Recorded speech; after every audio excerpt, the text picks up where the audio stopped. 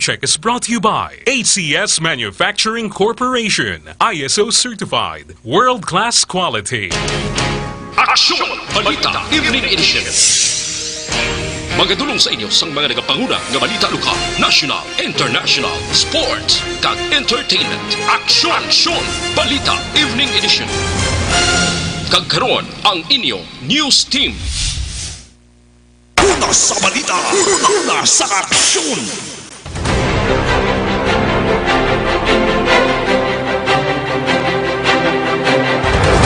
Mayong gabi Bacolod, may gabi Negros Occidental kag bugos nga Western Visayas. Welcome na sa pagpangalagad sa Aksyon Balita Evening Edition karon nga adlaw Huwebes, Marso 5, 2020. Makitaan kag mabatian man live sa official Facebook page sa Aksyon Radyo Bacolod sa www.aksyonradyobacolod.com.ph. Ang inyo tag balita. Aksyon Eden Aboso. Kaya ko naman si Aksyon Dorel Cabatu para sa mapawalong dinalan, una kita sa mga balita lokal. Ginikanan sang 23 anyos nga maestra ginaligar ginsakit sang 16 anyos nga estudyante desididong magpasaka sang kaso. Pagpangutod sang 300 ka mga eucalyptus nga kahoy sa panaad, target nga maumpisahan sa bulan sang Hulyo ukon Agosto. Sa mga balita national, poor visibility ginatanaw nga rason kung nga nagugpas ang chopper ginsakyan sa pila ka mga matagas nga opisyal sang PNP. DFA kumpiyansa nga malamot sang COMELEC ang target nga 2 ka milyon nga registered voter para sa May 2022 elections. Sa balita international, aeroplano sang American Airlines na divert matapos hana nga buksan sa isa ka pasahero ang emergency exit door. Sa balita sa sports, Stephen Curry balik hinampang matapos na injured ang nawala nga kamot. Sa balita entertainment, American singer-songwriter nga si Katy Perry nagbulgar nga nagabusong siya. Last tayo sa Section Radio Philippine Standard Time, detalya sa balita lokal pagkatapos gid lamang sini.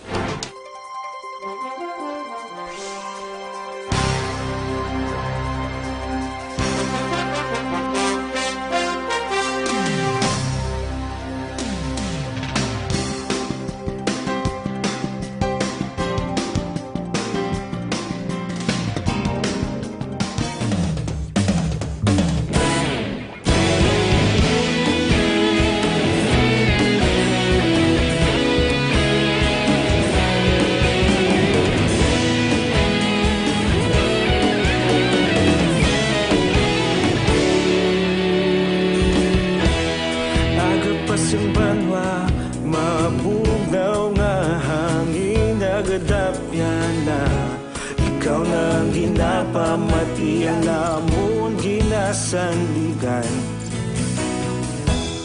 Tingog sang probinsya, kamatuuran ginapalap na. Minsay nga may dala, paglaom kag kasanag. Tinuig na nagligan, ikaw gihapon ang ako nga istasyon. Sa pagbudlak sang adlaw, sa pagtuhaw sang biton. Mga balita nga may dala inspirasyon. Aksyon Radyo, Bacolod man sa gihapon. Patayon Aksyon Radyo, Bacolod saludo sa imo. Patayon Aksyon Radyo, salamat isa pagserbisyo. Patas kag balanse, matuod nga mensahe, wala sang ginadampingan. Patayon Aksyon Radyo.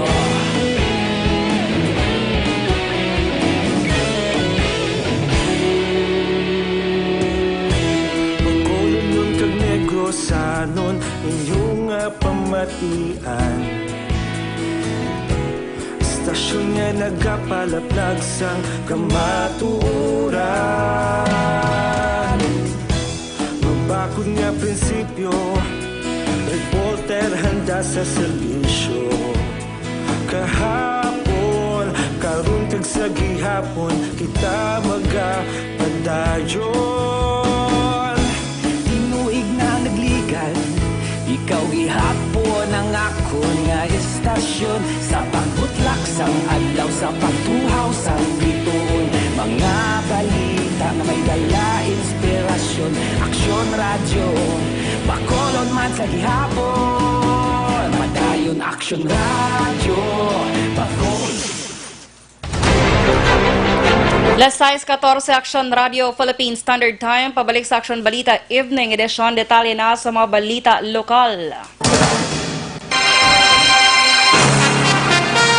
Desidido ang ginakanan sang 23 anyos nga maestra sa pagpasaka sang kaso batok sa 14 anyos nga grade 9 nga estudyante nga nagkastigo sa ilang anak.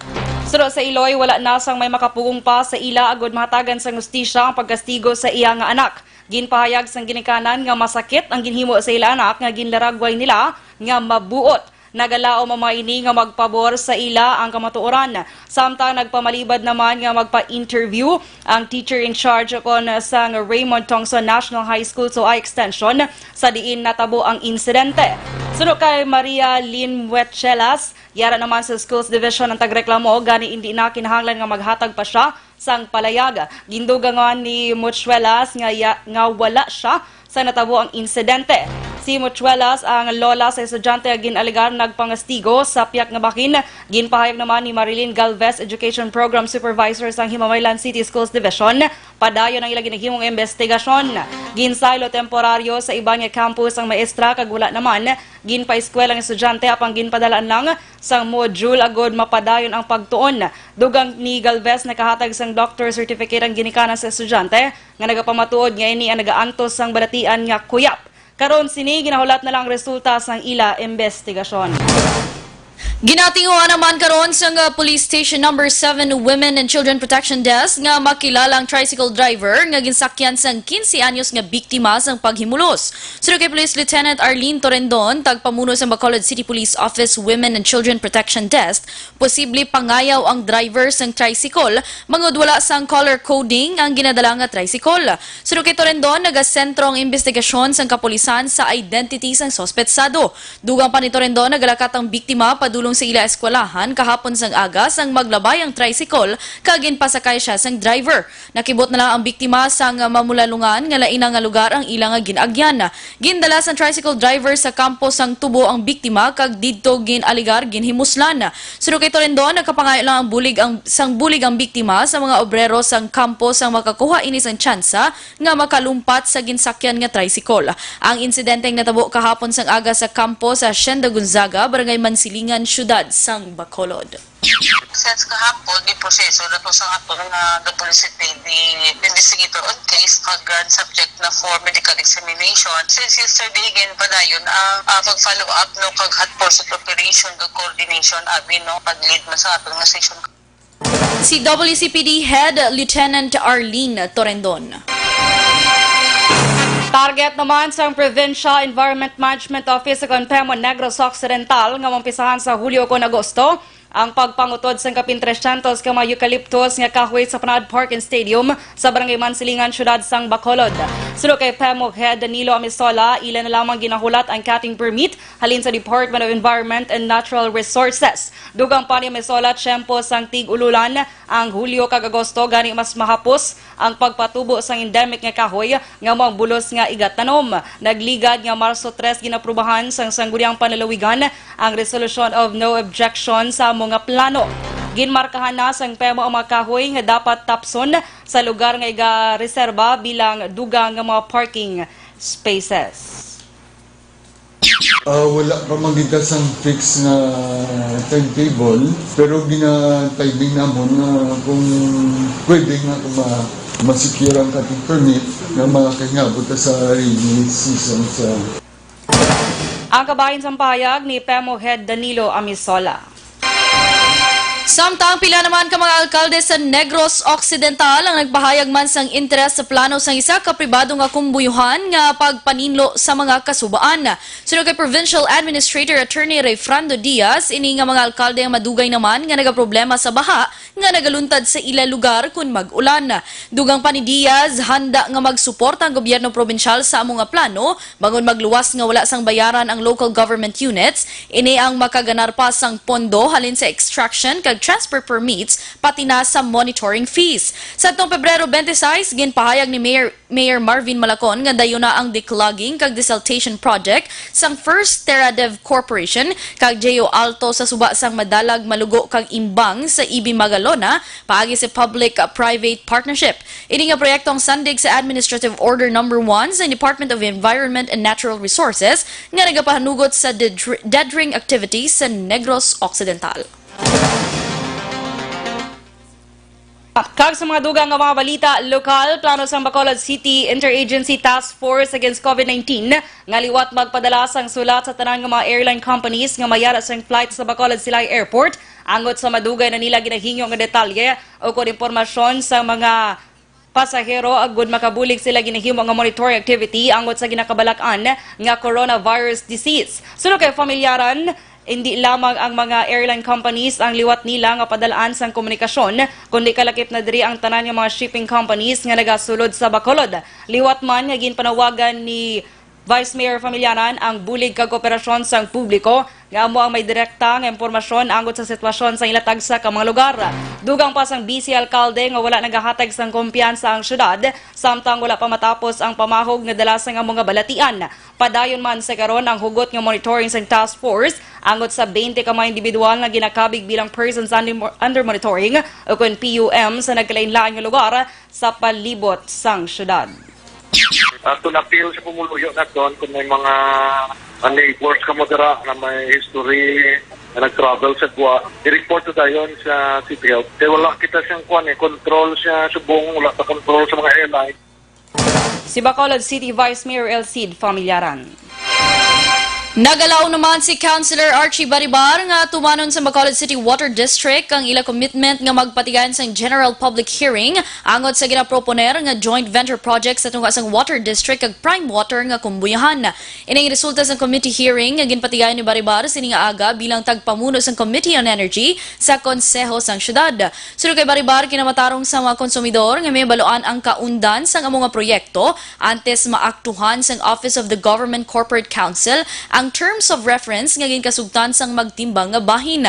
Ginklaro man sang konsehal nga wala pa sang gintalana nga schedule ang basiwa para sa patigayonon nga general public hearing apang ginpasiguro sini nga personal siya mag-attend sa mga kahiwatan para lantawon kon bala ginasunod sang board ang nagakaigo nga proseso kag para man nga mahatagan proteksyon ang interes sa mga konsumidor nga among direkta nga apektado. Gin-relieve sa pwesto kag ginsuspender sa 2 ka bulan ang hepe sang Police Station 7 nga si Police Major Carmelo Nermal matapos madulaan sang handheld radio sang tuig 2017 kag ginapaimbestigahan sa Bacolod City Police Office Investigation and Detective Management Unit. Si Nermal ang ginbuslan sang nagbalik nga Police Lieutenant Florentino Abalayan bilang officer in charge sang Police Station 7. Si Abalayan nga chief sang BCPO HRDD ang ginbuslan ni Police Lieutenant Fermin Pula nga ay Deputy Police Chief sang Police Station 8. Si Police Major Carmelo Nermal ang yara karon na destino sa Regional Personal Holding and Accounting Unit sang Police Regional Office 6 sa Camp Martin Delgado sa syudad sang Iloilo. Sunod kay Police Lieutenant Colonel Ariel Pico, Public Information Officer sa Bacolod City Police Office ug BCPO, bagod sa kakulang sa opisyal sa Bacolod City Police Office, temporaryo ginbalik sa ginhalinan nga pwesto si Abalayan. Sa nabaluan si Nermal ang magretiro man sa serbisyo sini nga tuig. Sa katapusan nga balita lokal, ginumpisahan na sang bag-o nga tagpamuno sang Regional Civil Security Units in PRO6 nga si Police Colonel Clark Kasiwen ang pagbisita sa mga malls kag iban pa nga mga vital installations sa Western Visayas agud usisaon ang sitwasyon sa mga security guards. Sa interview sa Aksyon Radio Bacolod kay Kasiwen, tuyo sang ila ahensya nga mobuligan ang mga gwardya sa ila problema agud indi na masulit ang natabo nga viral hostage crisis sa San Juan, Manila. Nagaplano man si Kasiwen nga bisitahan ang opisina sa mga service providers kag magausisa kung may husto nga training ang mga gwardya antes ipahamtang sa duty. Nagapati man si Kasiwen nga kung ginapaagi sa maayo nga training ang mga gwardya, makita sa ila nga husto ang disiplina kag profesionalismo. Sa ngayon sir, ang action taken ko naman sa nangyayari sa Vira Mall, chinecheck ko yung ating mga malls, nag-coordinate ako sa security managers, mga security providers, kung sinusunod nila yung mga training ng mga guard. Si Police Colonel Clark Kasiwin.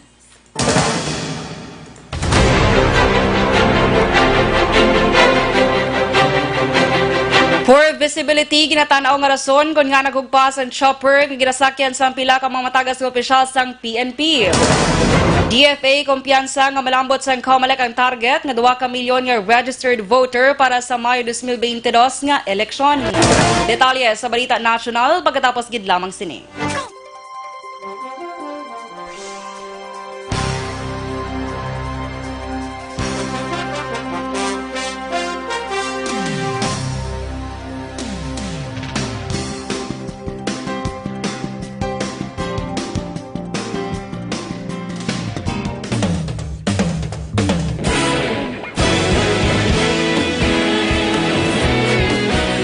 Naghakot sang pagpasidungog ang mga katapo programa kag drama sang DYEZ Aksyon Radyo Bacolod sa Tingog kag Handurawan Awards 2020 sang KBP Negros Occidental Chapter. Ladies and gentlemen, our icon of radio in Negros Occidental this year goes to Eduardo de la Fuente.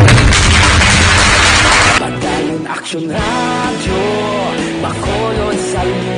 Himpasidunggan bilang icon of radio si Eduardo de la Fuente, Anchorman of the Year, Art Tayhupoy, Reporter of the Year, Brian Morden, News Presenter of the Year, Boy Duran, Special Awards for Administrative, Nani Kirao, Best Radio Drama ang Timbangan sang Katarungan, Best News Program for AM, Aksyon Balita Banat Bulid ni Aksyon Rex Cantong kag Best Entertainment Program for AM, This Is My Life ni Tita Wilma Sugaton. Madamo gid ni salamat mga ka-aksyon sa inyo palagi na pagpamati. Una sa balita, una sa aksyon. Una sa balita, una sa aksyon. Una sa balita, una sa aksyon. Una sa balita, una sa aksyon. Una sa balita, una sa aksyon. Una sa balita, una sa aksyon. Una sa balita, una sa aksyon. Una sa balita, una sa aksyon. Una sa balita, una sa aksyon. Una sa balita, una sa aksyon. Sa Bacolod. Aksyon Radio.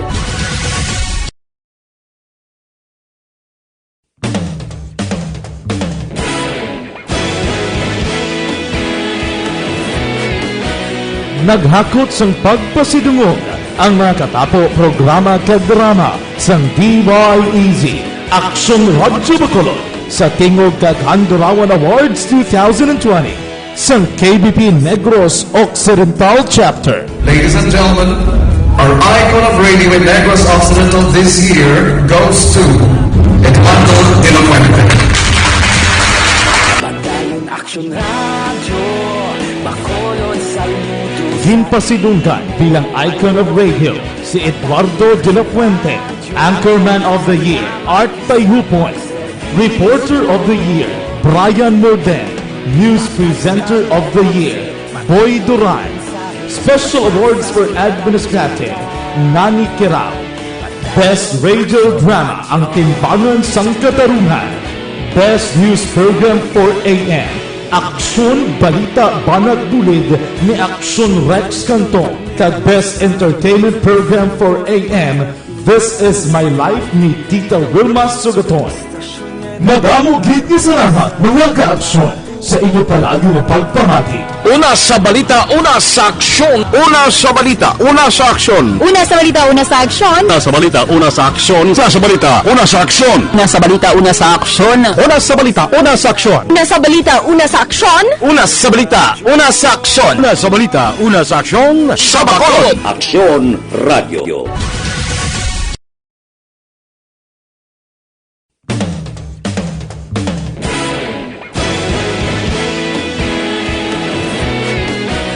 Naghakot sang pagpasidungog ang mga katapo programa kag drama sang DYEZ Aksyon Radyo Bacolod sa Tingog kag Handurawan Awards 2020 sang KBP Negros Occidental Chapter. Ladies and gentlemen, our icon of radio in Negros Occidental. Let's size 29 Action Radio Philippine Standard Time. Pabalik sa Aksyon Balita Evening Edition. Detalye na sa mga balita nasyonal. Poor visibility ang rason sang pagugpaas ang helicopter nga ginasakyan ni PNP Chief General Archie Gamboa kag pito ka iban pa.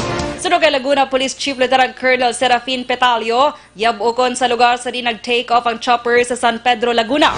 Mahimo man nga wala matulupangdan sang pilota ang wire sang kuryente, bangod sa kadamot sang yabok amo ang nasabit ini sa high tension wire.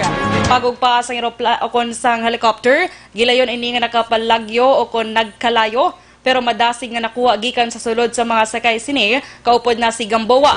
Magluwas diri na wasak man ang amo nga chopper. Hangot sa mga balita, luwas na ang tanan nga sakay sang nagugpas nga helicopter sa Philippine National Police sa San Pedro, Laguna, kalakip na si PNP Chief General Archie Gamboa. Sa opisyal nga pahayag sang PNP, magluwas kay Gamboa, luwas man ang 6 ka iban pa nga sakay sang chopper nga lunsay gindala sa hospital. Sunod sa report, lunsay mga minor injuries ang nakon sa 8 ka sakay sang chopper. Una nga na-report ang magluwas kay Gamboa sa kayman sang chopper sanday PNP spokesperson Brigadier General Bernard Banac, Comptrollership Chief Major General Jovic Ramos, Major General Mariel Magaway nga pamuno sa Directorate for Intelligence ng PNP, ang piloto kag ang co-pilot. Sunod kay PNP Deputy Chief for Operations Police Lieutenant General Guillermo Eliazar, halin sa emergency room sang Westlake Medical Center sa San Pedro, Laguna, sa diin gindala si Gamboa, ini siya ang ginsaylo sa hospital sa Taguig. Kumpiyansa naman ang Department of Foreign Affairs sa DFA nga malambot sa Commission on Elections sa COMELEC ang target sini nga 2 ka milyon nga registered voter para sa May 2022 national and local elections. Ini ang ginpahayag ni DFA Undersecretary Brigidio Dulay sa tunga sang pandam sa COVID-19, kundi madamo ang nahadlok nga magwa sa ilang mga balay, ilabi na sa mga pungsod nga may madamong makaso sang virus. Suno kay Dulay, madamo sang Pilipino sa abroad nga luyag makaboto sa maabot nga eleksyon, rason nga sigurado nga madamo ang magaparehistro. Sa karon may kapin 1.3 milyones ka mga overseas voters ang nakarehistro sa COMELEC. Dugang pa wala labot sa mga embahada kag konsulada sang Pilipinas sa ibang nga pungsod, magapatigayon man sila sa mga outreach program sa mga botante nga malayo sa inestaran sa embahada. Sa katapusan nga balita national, luyag ni Presidente Rodrigo Duterte nga mangin permanente na ang presensya sang militar sa Marawi City, kundiin kinahanglan matukod sang kampo sa lugar. Ginestorya ni Duterte Miyerkules ang gabi si Human Settlements and Urban Development Secretary Eduardo Del Rosario angot sa ginpatigan nga rehabilitasyon sang gobyerno sang Marawi matapos ang pagpangatake sang terorista nga ISIS kag mauti group sa tong Mayo 2017. Pangabay ni Duterte sa mga taga Marawi nga suportahan ang tikang sang gobyerno nga magpahamtang sa mga soldado sa lugar, hindi para kontrahon ang mga Maranao kundi ang mga terorista. Sunod sa presidente, hindi niya luyag maliwat ang natabo nga pagpangatake sang terorista nga grupo sa nasambit nga syudad. Importante sunod sa iya nga may control ang gobyerno sa lugar, bangod hindi lamang ang Islamic extremist ang kinahanglan bantayan kundi pati na ang komunista nga rebelde. Sunod kay Duterte kung hilway kag malinong na ang Marawi, posible na i-pull out ang mga soldado. Gin-appoint naman ni Duterte si Del Rosario bilang point person kag magauyat sang pondo para sa rehabilitasyon sa Marawi. Aksyon Radio Philippine Standard Time, 6:33. Detalye sa Balita International Sports kag Entertainment pagkatapos gid lamang sini.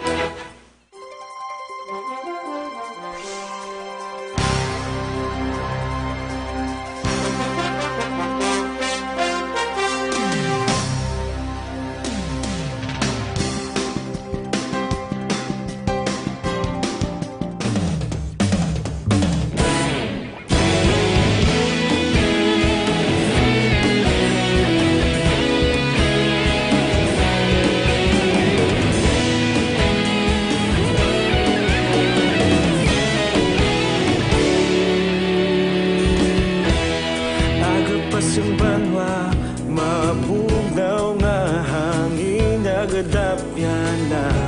Ikaw nang ginapamati ang namon ginasanligan. Tingog sang probinsya, kamatuuran ginapalap na.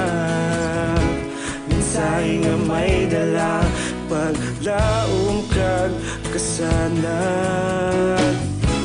Inuig na nagligan, ikaw gihapon ang ako nga istasyon. Sa pagbudlak sang adlaw sa pagtuhaw sa biton. Mga balita may dala inspirasyon. Aksyon radyo, bakulod man sa gihapon. Padayon Aksyon radyo, bakulod saludo sa imo. Padayon Aksyon radyo, salamat kisa pagserbisyo. Patas kag balanse, matuod nga mensahe, wala sang hinadang piligan. Padayon Aksyon radyo.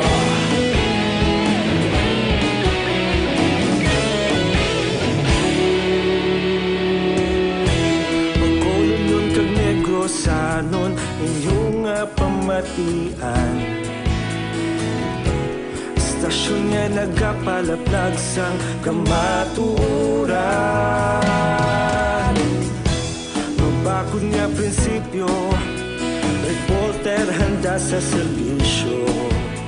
Kahapon, karong tag sa gihapon, kita magapadayon.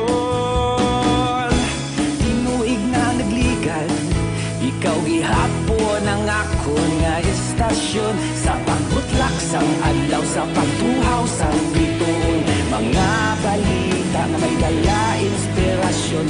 Aksyon radyo, bakolon man sa gihapon. Padayon Aksyon radyo, bakolon saludo sa imo.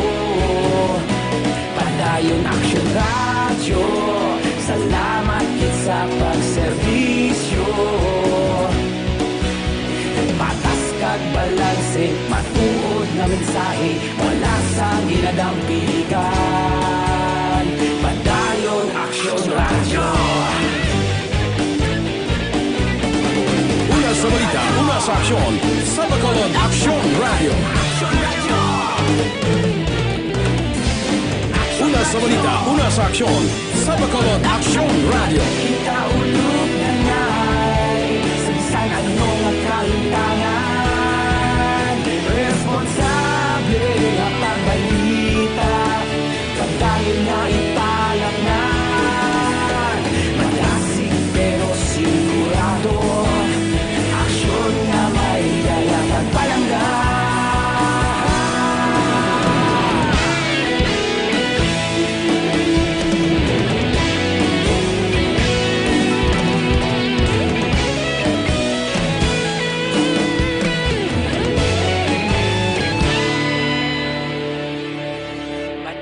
Aksyon radyo, bakolod saludo sa imo. Padayon Aksyon radyo, salamat gid sa pagserbisyo.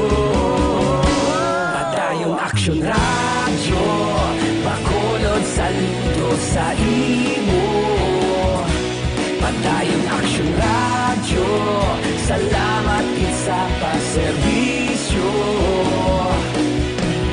Patas kag balanse, matuod nga mensahe, wala sang ginadampigan. Padayon Aksyon radyo.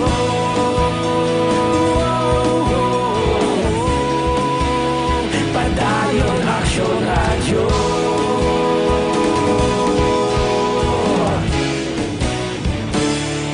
Padayon Aksyon radyo.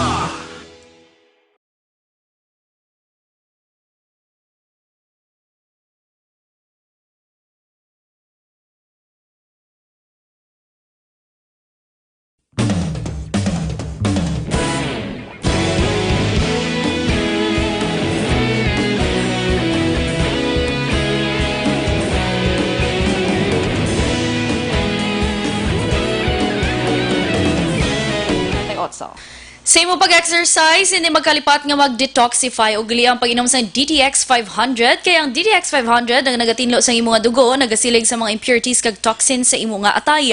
Iniman ang nagabulig panubo sa imo blood sugar, bangod sa organic compound nga visin, charantin kag polypeptide.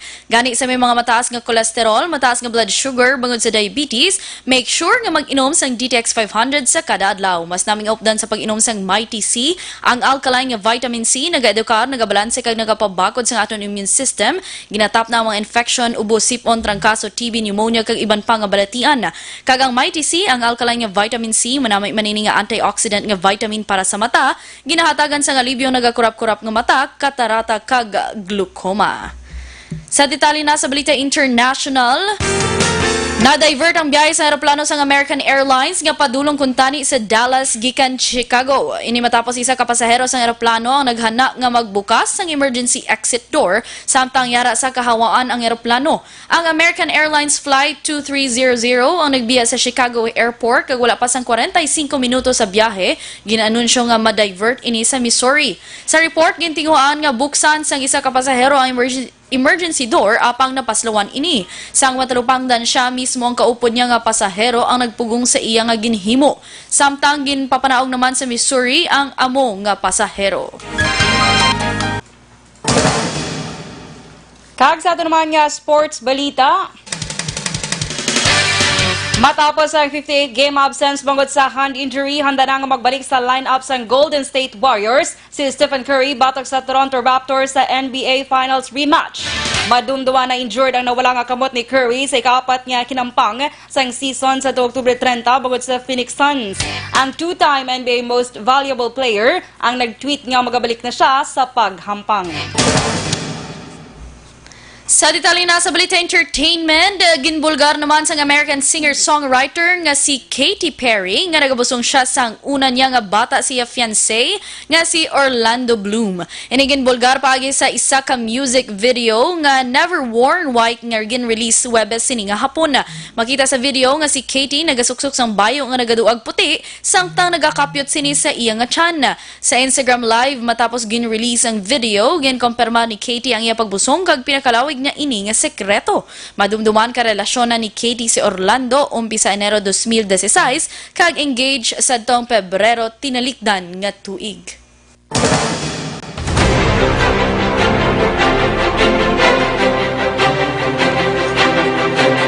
Kag inyo nabatian ang bugos nga detalye sa Aksyon Balita Evening Edition karong adlaw Huwebes, Marso 5, 2020. Ang inyo mga tagbalita. Aksyon Eden Aboso. Ako naman si Aksyon Dorel Cabatu. Standby na sa Aksyon Firing Line with Aksyon Brian Morden. Una sa balita, una sa Aksyon. Sa Bacolod Aksyon Radio.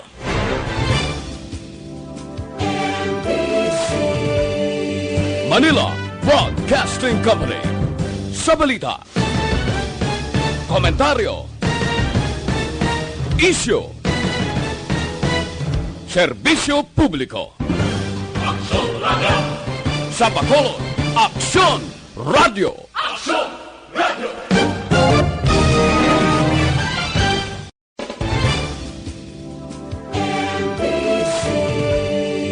Manila Broadcasting Company. Sa balita. Komentaryo. Issue. Serbisyo publiko. Aksyon Radio.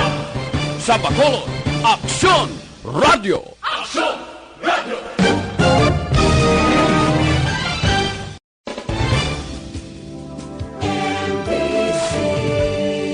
Manila Broadcasting Company. Sa balita. Komentaryo. Issue. Serbisyo publiko. Aksyon Radio. Sa Bacolod, Aksyon Radio.